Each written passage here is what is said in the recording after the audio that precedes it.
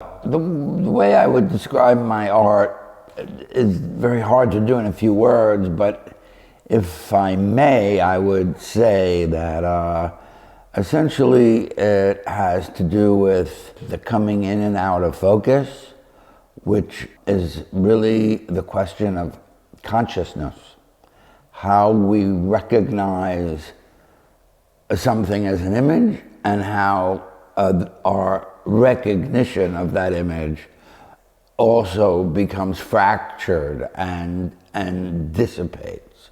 So it's always on that border between coming in and out of its identity.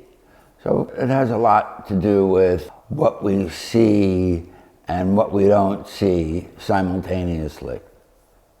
You know, usually the way I start work is very narrative. You know, I see lines of thought that I want to follow through, and each painting opens a way up into a different part of that thought. You know, I always say that as you paint, each painting kind of mutates in terms of the differences between what you wanted and expected and what actually happens.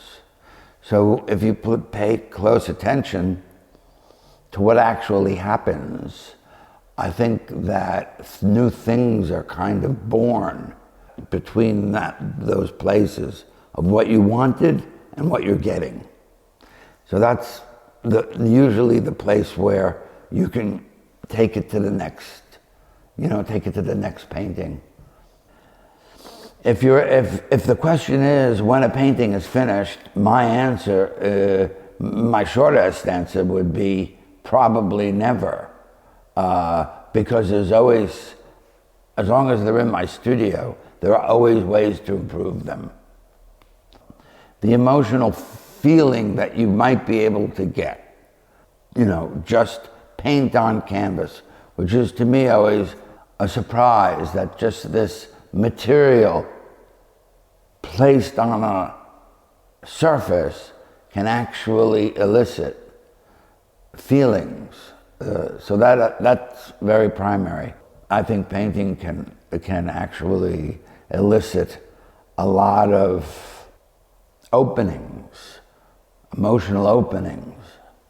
In the best case scenario, see the world in new and different ways.